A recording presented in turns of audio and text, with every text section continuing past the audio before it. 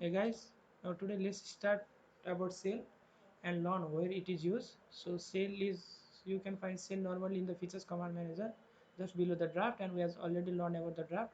So the cell is a process of making a hollow object by removing one face. As you can see its definition here also.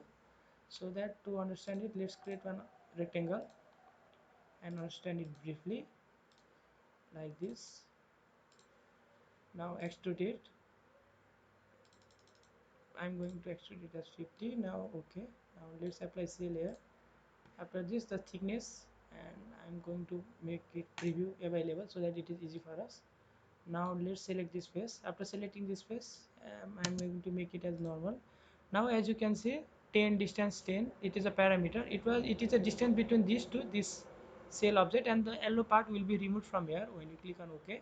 So when you increase this, you can see it will be smaller. So I'm going to create it as 10 and click OK. Now as you can see, the face is gone up to the last face, up to this feature, and now you made a cell.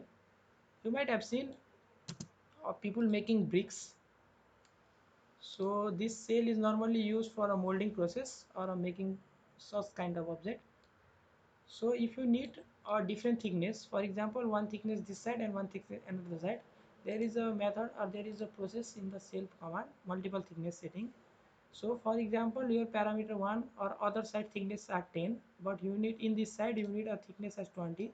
Then you can select this face where the thickness you need more, and you can select this 20. As you can see the preview also, and you click on OK. So now you can see the object or the distance from here to here is 20, or it is added, and it was same before because we have added a multiple thickness in this face. I hope you understood this, and thanks for watching.